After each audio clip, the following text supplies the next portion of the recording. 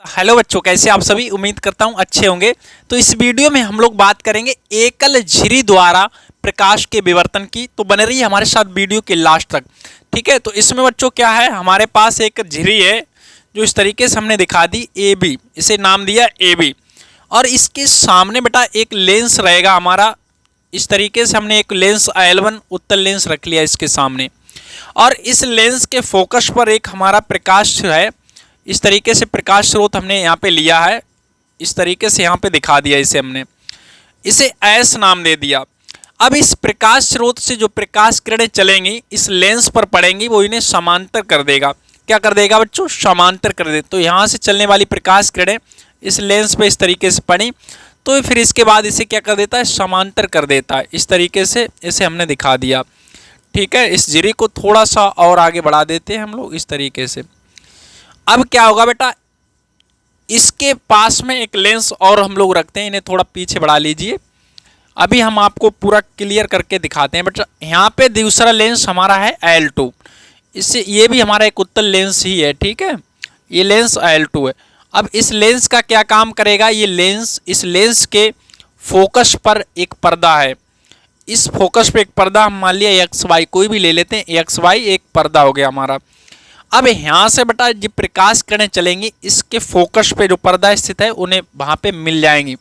जो प्रकाश किरणें बेटा विवर्तित नहीं होती हैं इसके किनारों द्वारा झिर्री के, वो कहाँ मिलती जाती? इसके बिंदुओं पर मिलती हैं। थोड़ा बेटा समझिए बात को। ये उत्तल लेंस है। उत्तल लेंस का काम क्या होता है? जो फोकस से प्रकाश किरणें चलती हैं उन्हें समांतर कर देता है, और जो समांतर प्रकाश किरणें आती हैं उन्हें अपने फोकस पे मिला देता है। और जो प्रकाश किरणें बेटा यहाँ से विवर्तित नहीं हुई वो सीधी कहाँ पे मिली? ऊपर मिली। अब कुछ प्रकाश किरणें यहाँ से जो थीटा कोण पे मान लिया विवर्तित हुई हैं, यहाँ से दिखा देंगे थीटा कोण से विवर्तित होने वाली प्रकाश किरणें इसके कहाँ पे मिलेंगी? जाके इसके बिंदु P पर मान लिया मिलेंगी जाके। कितने कोण से विवर्तित हुई? थीटा कोण से। तो ये एंगल कितना है बच्चों? थीटा है। इसे डॉट डॉट करके हमने आगे की ओर इसे मिला लिया। हमने क्या किया?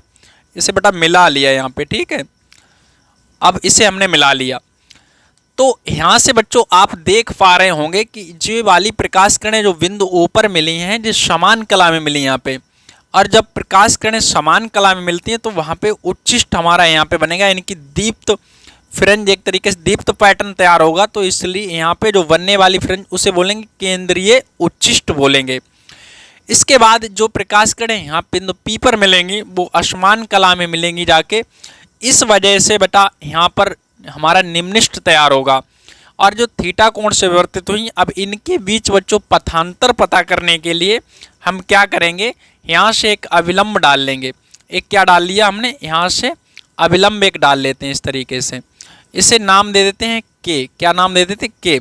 और ये बिंदु V बच्चों यहाँ पर है। B बिंदु कहाँ पर है? बिल्कुल इसके समीप में है। ठीक है, आप कन्फ्यूजन ना हो इसलिए इसे हमने पास में यहाँ पे दिखा देते हैं। अब समझो बेटा, मेरी बात को बहुत गौर से समझने की कोशिश करना बच्चों। देखिए, अगर ये कोण थीटा है तो ये भी थीटा से गई। अच्छा बच्चों देखिए, अगर ये कोण थीटा है तो ये वाला भी कोण थीटा ही होगा। आई होप आप समझ पा रहे होंगे। नहीं समझ पा रहे हैं कोई दिक्कत नहीं, अभी हम देखो समझाते। इधर समझने की कोशिश करो बच्चों। ये हमारा आया ए बी, ये कौन है? ए बी है। बहुत ध्यान से हम बच्चों समझाएंगे आपको, यही यहाँ पे बात समझने वाली है। देखिए, दूसरी प्रकाश किरण इधर से चलेगी थीटा, मतलब यहाँ से इस तरीके से दिखाया तो ये थीटा कोण से चलेगी, और यहाँ से हमने अविलंब डाल लिया। कितना डाल लिया? अविलंब। अविलंब का मतलब 90 डिग्री कोण होगा। आप समझ रहे हैं मेरी बात को? दूसरी बात, ये बेटा पूरा कोण 90 है। अब इसमें से थीटा हमने कम कर दिया तो ये बोल जो बनेगा वो 90 माइनस थीटा होगा। इस वाले कोण को हमें निकालना है। इसका मान हम मान लेते हैं थोड़ी देर के लिए x है। अब हम क्या करेंगे बच्चों? x plus 90 minus theta plus 90 बराबर कितना होगा? 180 होगा। क्योंकि त्रिभुज के तीनों कोणों का योग कितना होता है? 180 अंश होता है। तो यहाँ से अगर बेटा आप x के वैल्यू निकालोगे तो क्या निकलेगा? इसे उधर भेज देंगे तो यहाँ से 180 माइनस 90 माइनस थीटा माइनस 90, ये 90 90 180 आपस में खत्म हो जाएंगे, और थीटा उधर जाएगी, ये बच्चों प्लस का हो जाएगा ना। तो x बराबर हमने बोला है कितना निकला? थीटा के बराबर निकला। आई होप आप चीज़ों को समझ पा रहे होंगे, कोई दिक्कत नहीं। तो देखिए बेटा, ये थीटा है तो ये भी थीटा हो गया, और हम मान लेते हैं ये झिरी की जो चौड़ाई है वो कितनी है, ई है। सही है ना। तो यही बात बच्चों हम लोग लिख देंगे कि माना, इसमें हमने बहुत ज़्यादा नहीं लिख पाया बच्चों, यहाँ पे हमारे पास बोर्ड में जगह नहीं है, लेकिन आपको हम समझा रहे हैं। देखिए हम लिख देंगे, माना कोई एक झिरी ए बी है, इसके सामने एक उत्तल लेंस L1 स्थित है। इस लेंस के फोकस तल में एक हमारा एक क्या है, प्रकाश स्रोत S स्थित है, तथा एक दूसरा लेंस L2 है जिसके फोकस पर एक पर्दा XY स्थित है। यहाँ पे बच्चों XY लिख देते हैं, क्या लिख देते हैं, XY। तो XY हमारा एक पर्दा हो गया, ठीक। अब यहाँ से जो प्रकाश किरणें चली प्रकाश स्रोत से लेंस L1 द्वारा ये पर समांतरित हो जाती हैं और झिरी AB पर पड़ती हैं। झिरी के जो लेंस L2 से जो प्रकाश किरणें बिना विवर्तित हुई जाती हैं वो लेंस L2 से होती हुई इसके कहाँ पे, बिंदु O पर मिल जाती हैं। चूँकि ये प्रकाश किरणें समान कला मिलती हैं, यहाँ पर उच्चिष्ट प्राप्त होता है। अच्छा, जो प्रकाश किरणें थीटा कोण से विवर्तित हो जाती हैं वो पर्दे के बिंदु P पर मिलती हैं, और ये प्रकाश किरणें असमान कला में बच्चों मिलती हैं, इसलिए यहाँ पर निम्निष्ट प्राप्त होता है। तो कुल मिला के इनके बीच बच्चों पथांतर हमारा निकला है। पथांतर ज्ञात करने के लिए हम लोग यहाँ पे एक अभिलंब डाल लेते हैं। ए के हमने क्या डाल लिया, अभिलंब डाल लिया, तो जो पथांतर होगा वही हमारा वी के बराबर होगा। तो बच्चों यहाँ से हमारा पथांतर किसके बराबर हो गया है, बी के बराबर हो गया। तो इसे हम यहाँ पे हटा देते हैं। अंतर कितना होगा, लैम्डा। तो यहाँ पे पथांतर लैम्डा, देखो बच्चों यहाँ पे पथांतर जो होगा वो बी के बराबर किसके होगा, लैम्डा के। और लैम्डा क्या है, तरंग दैर्घ्य, प्रकाश की क्या है, तरंग दैर्घ्य, ठीक है। अब चीज़ों को समझिए बेटा, यहाँ पे हम लोग बात करेंगे पहले निम्निष्टों की। किसकी बात करेंगे, निम्निष्ट के लिए। तो यहाँ पे निम्निष्ट के केस में क्या होगा, निम्निष्ट की स्थिति की, तो निम्निष्टों के लिए यहाँ पे लिख लेते हैं, निम्निष्ठों के लिए, निम्निष्ठों के लिए बच्चों पथांतर अपना जो बनेगा बी के जो होगा वो एम लेमडा के बराबर होगा। किसके बराबर होगा, एम लेमडा के। तो और इसके आगे लगा देंगे बच्चों प्लस माइनस। प्लस माइनस क्यों लगाएंगे, इस चीज़ को हम लोग क्लियर करेंगे, इसे हम लोग समझेंगे। देखिए यहाँ पे जो हमारा केंद्रीय उच्चिष्ट तैयार होगा तो इसके नीचे भी हमारे और ऊपर दोनों तरफ पैटर्न तैयार होंगे। तो नीचे के लिए प्लस, ऊपर के लिए माइनस यहाँ पे रखेंगे, ठीक है। तो अब बढ़ते हैं हम लोग आगे। देखो बच्चों, इसी त्रिभुज में हम लोग बात कर लेंगे, इस त्रिभुज में, किसमें, इसी त्रिभुज ए के वी में, ए के वी में, ए के वी में क्या मिलेगा बच्चों, यहाँ से मिलेगा साइन थीटा बराबर, जो साइन थीटा, थीटा के सामने का लंब और 90 के सामने करण, तो साइन थीटा बराबर लंब बटा करण। तो लंब बटा क्या होता है बच्चों, करण होता है।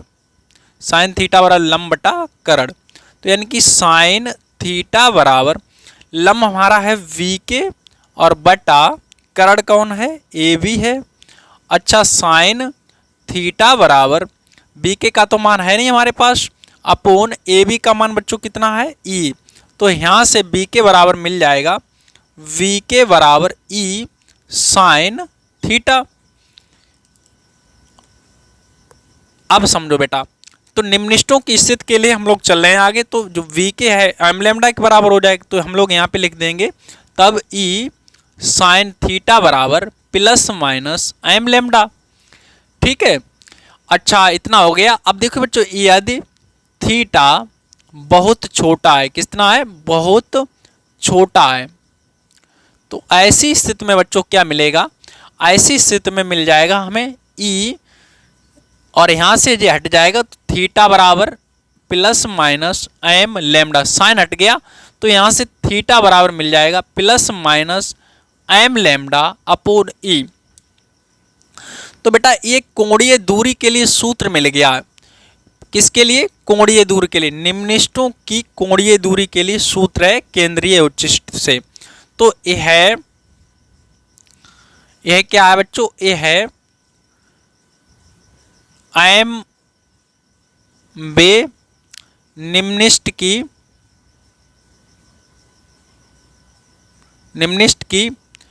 केंद्रीय उच्चिष्ट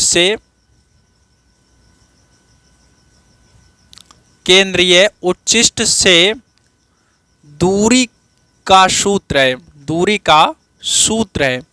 आयम्बे की बात करिए बच्चों, एम का मतलब आप कुछ भी रख सकते, 1 2 3 4 इस तरीके से एम के मान यहाँ पे रखेंगे। जैसे 1 की बात करेगा तो एम बराबर 1 रख देंगे, 2 की बात करेगा तो एम बराबर 2 रख देंगे, ठीक है। तो ये हमारा सूत्र निकल आया। अब हम बात कर ले बच्चों गौड़ उच्चिष्टों की। किसकी? गौड़ उच्चिष्ट क्या होंगे बच्चों? इसके बाद लगातार जो हमारे और क्रम उच्चिष्ट बनेंगे जिनकी तीव्रता लगातार घटती जाएगी तो उन्हें बोलेंगे हम लोग गौड़ उच्चिष्ट। तो यहाँ पे हम लोग बात कर लेते हैं गौड़ उच्चिष्टों के लिए, उच्चिष्टों के लिए, है ना। गौड़ उच्चिष्टों के लिए देखते हैं बच्चों।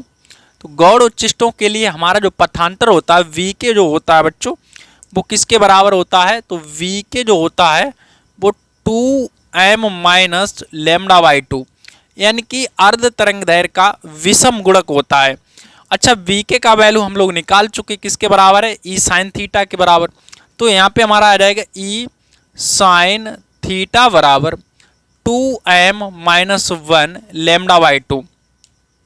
तो यदि थीटा बहुत छोटा है वही स्थिति आ जाएगी, यदि थीटा बहुत छोटा है ना बच्चों। आप बने रहिए हमारे साथ लास्ट तक। और बच्चों वीडियो को लाइक भी कर दिया करो, दोस्तों में शेयर भी कर दिया करो, ठीक है, तो जिससे हम मोटिवेट होते। तो थीटा देखिए बच्चों जब बहुत छोटा है तो ऐसी स्थिति में क्या होगा? ई और इनटू साइन थीटा हमारा छोटा तो साइन हट गया जिस तरीके से यहाँ हटा था, तो थीटा बराबर 2m माइनस 1 लेमडा बाई 2। तो यहाँ से बेटा थीटा का मान निकाल लेंगे तो थीटा बराबर मिल जाएगा 2m minus 1 lambda upon 2e।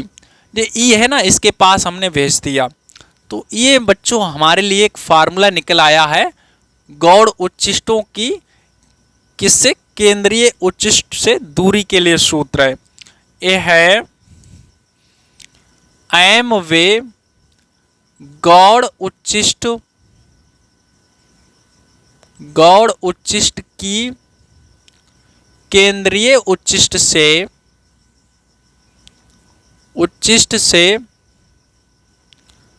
दूरी का सूत्र है, दूरी का सूत्र है ना। तो चीजों को आप बच्चों समझ पा रहे होंगे। अब देखो बेटा मेरी बात सुनो, हमने जैसे कि बताया है कि इधर जैसे अभी आपको यहाँ पे समझा देते हैं। देखिए ये हमारा पर्दा है, ये हमारा बिंदु O है। यहाँ पे बेटा एकदम गौड़ उच्चिष्ट तैयार होगा। क्या होगा? गौड़ उच्चिष्ट मतलब इस तरीके से जाएगा ऐसे, और फिर इसके यहाँ पे अगल बगल में निम्निष्ठ तैयार होंगे। कौन बनेंगे? निम्निष्ठ। और इसके बाद फिर उच्चिष्ट तैयार होगा अगला, फिर इसके बाद निम्निष्ठ बन जाएगा, फिर इसके बाद उच्चिष्ट बनेगा, फिर कौन बनेगा? उच्चिष्ट बनेगा। फिर इस तरीके से चीजें चलती जाएंगी। ऐसे बेटा इधर होगा, इधर हमारा उच्चिष्ट बनेगा, फिर निम्निष्ठ बनेगा, फिर उच्चिष्ट, फिर इसके बाद हमारा इस तरीके से निम्निष्ठ, ऐसी कहानी चलती जाएगी। तो चीज़ों को बेटा समझने की कोशिश करिए। देखिए यहाँ पे जो बन रहा है इसे बोलेंगे ये हमारा है केंद्रीय उच्चिष्ट। ये कौन है? केंद्रीय उच्चिष्ट है बच्चों, ठीक है। तो ये अपना हो गया केंद्रीय उच्चिष्ट। इसके बाद जो अगल बगल में बन रहे हैं ये हमारे निम्निष्ठ हैं। इसके बाद जे वाले जो उच्चिष्ट बन रहे हैं जो लगातार इस तरीके, तो ये हमारे हैं गौड़ उच्चिष्ट हैं। कौन है? गौड़ उच्चिष्ट हैं बच्चों। अब इनकी लगातार तीव्रता घटती जाती है, ठीक है। अब कहानी ये है कि हम बात करें बच्चों इस जो हमारा केंद्रीय उच्चिष्ट है इसकी कोणीय चौड़ाई क्या होगी। तो केंद्रीय उच्चिष्ट की जो बच्चों कोणीय चौड़ाई होती है ये यहाँ से और यहाँ से जो हमारे दोनों ओर निम्निष्ठ बन रहे हैं, पहले निम्निष्ठ, तो इनके जो बीच की दूरी होगी वो हमारी कोणीय चौड़ाई के बराबर होगी, ठीक है। तो इसकी जो दूरी क्या निकल के आएगी, देखो बेटा अगर यहाँ बिंदु O है तो यहाँ से यहाँ तक की जो डिस्टेंस होगी लेमडा अपॉन ई होगी माइनस में, क्योंकि एम का वैल्यू 1 रखेंगे ना तो माइनस लेमडा अपॉन ई मिलेगा, नीचे के लिए माइनस हो गया। और यहाँ से यहाँ तक की दूरी कितनी होगी? यहाँ से यहाँ तक की दूरी होगी माइनस प्लस होगी, यहाँ पे प्लस लेमडा अपॉन ई। तो टोटल जो डिस्टेंस होगी बेटा जो यहाँ से यहाँ तक की, माइनस का मतलब सिर्फ ये बता रहा बच्चों नीचे नप रहा है, ठीक है। तो दोनों अगर हम लोग ऐड कर देंगे मतलब ये थीटा के बराबर हो गया, ये भी थीटा के बराबर, तो कुल मिला के 2 थीटा के बराबर यहाँ से जो डिस्टेंस निकलेगा वो अपना निकलेगा कोणीय चौड़ाई। तो यहाँ पे बेटा एक सूत्र हम निकाल देते हैं आपके लिए, केंद्रीय ब्लैक से लिख देते हैं ना, तो क्या निकल के आएगा फार्मूला, केंद्रीय उच्चिष्ट की कोणीय चौड़ाई, कोणीय चौड़ाई। तो कोणीय चौड़ाई बेटा जो निकल के आती है वो जो 2 थीटा के बराबर होती है, कितनी होती है 2 थीटा के बराबर। और यहाँ पे थीटा का मतलब रहेगा एम की जगह 1 रखना है, और हमें तो कुल मिला के 2 इंटू थीटा का मान निकालेंगे तो एम अपॉन मतलब लेमडा अपॉन ई निकलेगा, तो कुल मिला के लेमडा अपॉन ई हो जाएगा।